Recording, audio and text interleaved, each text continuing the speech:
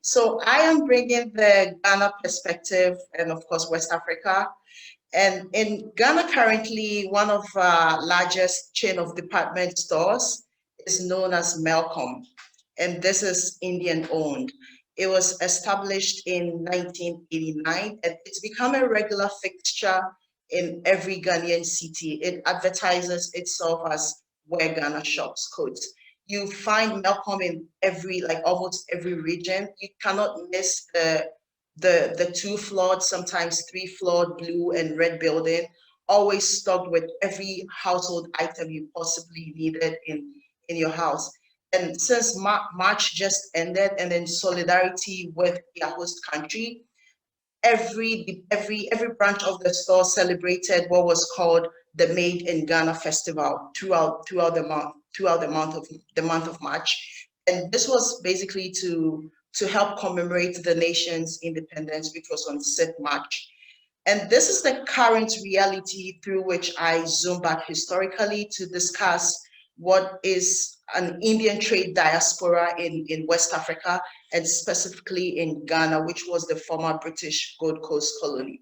So compared to East and Southern Africa, the historical presence of South Asians in West Africa has been largely understudied. And it's quite baffling because this is the region that has had ties to the global economy across the Sahara Desert and then also across the Atlantic Ocean, spanning decades. But like the ambassador said earlier on, if you're in Mumbai, you're looking directly at East Africa. So it's very obvious to want to just focus on East Africa and then by extension, Southern Africa to see what is going on over there, to the neglect of places like West Africa, where I'm coming from. So it is with this economic focus and lens in mind that I am conducting research into the commercial roles of Indians, and these are predominantly Sindhi Indians in Ghana. According to the Indian High Commission in Accra, the majority of the earlier migrants to the colony were Gujaratis and Sindhis, but predominantly we see more of the businesses I'm going to talk about being owned by the Sindhis.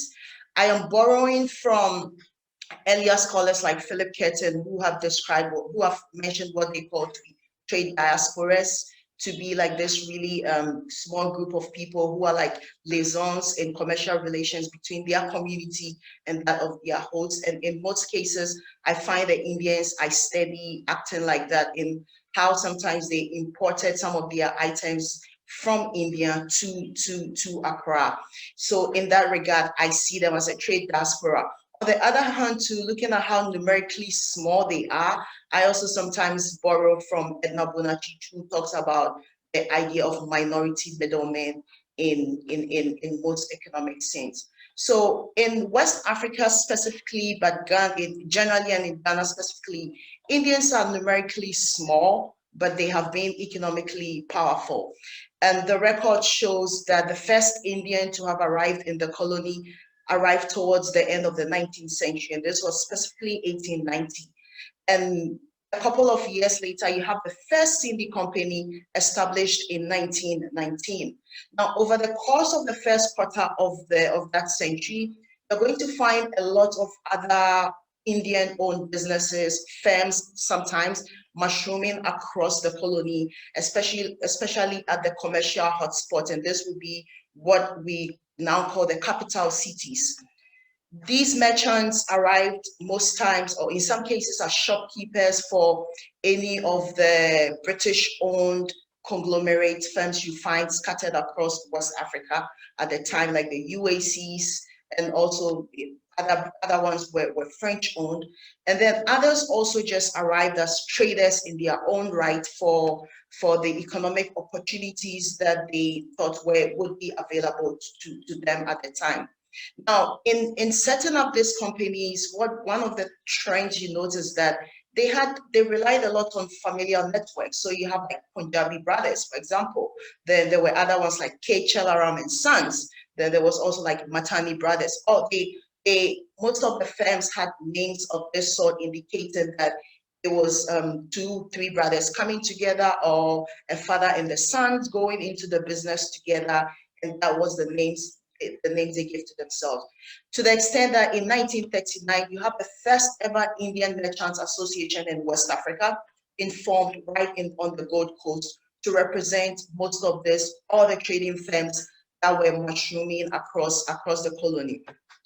Over time, these merchants became competition too, and then also in most cases, a replacement for the European trading companies they had found on the colonies upon their arrival.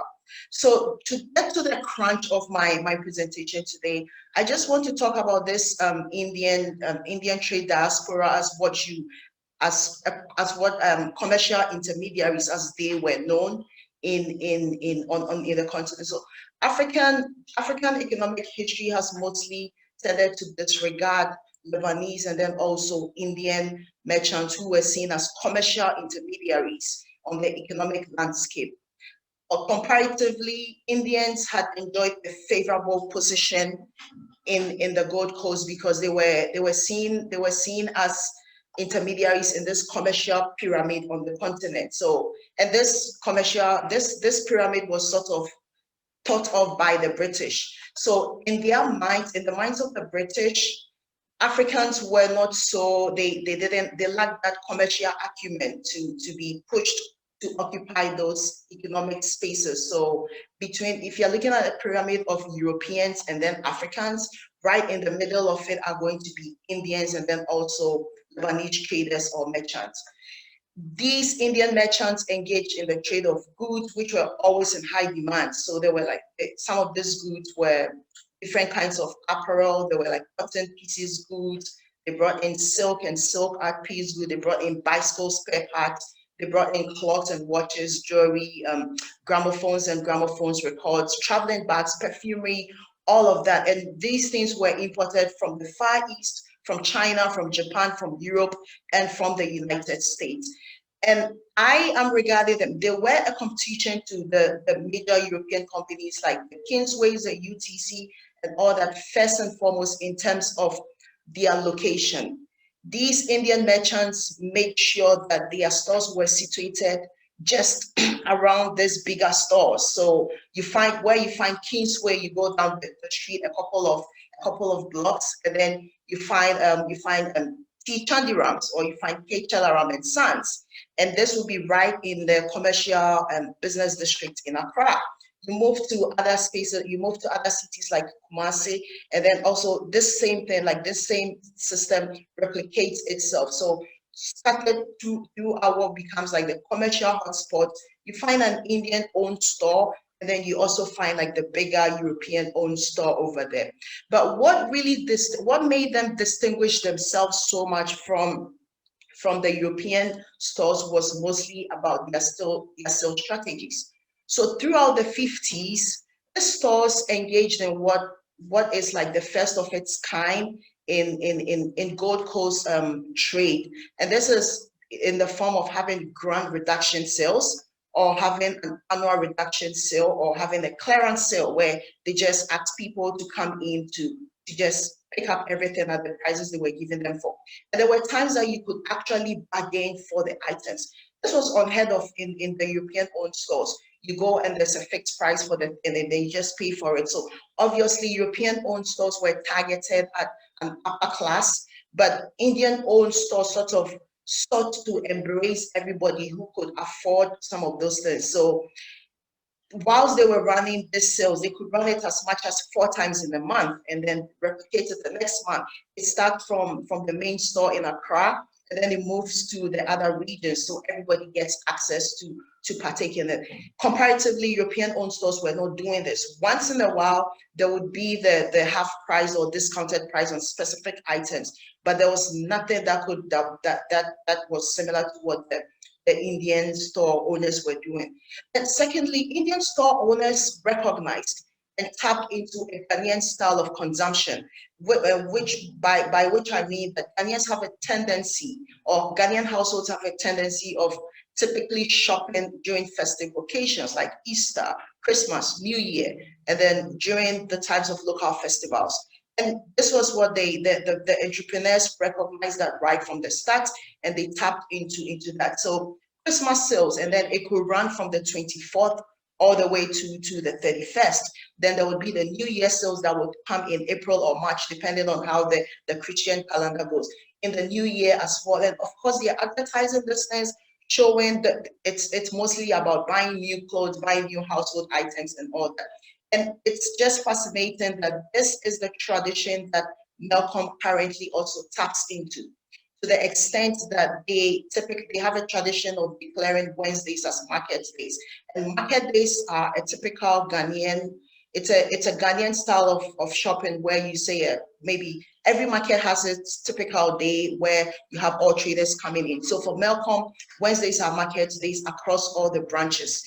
And these strategies were such that in doing this, the stores pitch themselves as places for all pockets. And in doing this, they sort of threw a shade at European-owned stores, because it was only the rich people who could afford to go to these European-owned stores. Now, on May 2nd, 1956, you have the first Indian-owned department store named Glamour opening up in the main central business district of Accra. And it was actually termed by the owners as the Emporium on Pagan Street. Now, this was a modern day department store. It was two-story. It was designed, like the design was, they changed, it moved from the idea of having a small store to having like this huge space where you come and you have a self-service station, you have like attendants there to help you and all that. And by the standards of the time, the edifice was one of the new commercial buildings contributing to Accra's urban landscape, just as the colony was gradually approaching independence. So Glamour was one story, it was a one-story building. On the ground floor, you have different departments. So there was the provision and drinkables, and you have the household goods, you have drugs, you have cosmetics, you have gentlemen's sections, you have the ladies sections as well. Then there were the children's sections. And then later on, they even opened the first Ghanaian Indian restaurant, which was the Maharaja, right on the premises of the supermarket. The intention was that you can come in shopping as a leisure and also as an activity. Whilst you browse everything they have in the supermarket, you could also retire at certain point in time to just climb up to go to the restaurant and have a drink, have a snack, have a pastry, anything. So this is what I've been researching on, and it's been interesting because the literature mostly regards Indians as just middlemen in Ghana's economic history. They have been regarded more as colonial appendages, and much has not been written about them. So in one way, it's challenging talking about this because there's no secondary material to fall back on. But it's interesting that the presence of Indians in Ghana is something that lives on in the historical memory of people like my grandparents and my great-grandparents who frequented there, or who sometimes like had interaction one way or the other. And attempting to write about this means attempting to get them to recall some of these things, which is what I have been doing currently. And in wrapping up what I have just discussed, I am thinking my research tries to put Indians in the Indian trade diaspora in Accra at the forefront of Ghana's economic history, to the extent that these stores were able to undergo, as independence was gradually approaching. They went through the post-colonial period. They survived the initial years of independence. They survived numerous military coups in the country, as well as structural adjustment in the 1980s. And in 1989, Glamour sort of transitions itself into Malcolm. Same family, different people coming in with other Sindhi families to establish this department store, which is serving Ghana now. And in sort of wrapping up and going back to what the ambassador said earlier, there have been silences about them. We know that they are there. There have been the silences, but you don't talk about them because on one hand too, they've really managed to keep a really low profile. And that's why you seem to know they are there, but then also you don't know what they are doing. So I am starting from the point that the presence of Malcolm being still surviving up to this time is a testament of the resilience, the ambitions, the triumphs, and the longevity of a generation of Indian immigrants to the Gold Coast colony, which is now modern day Ghana.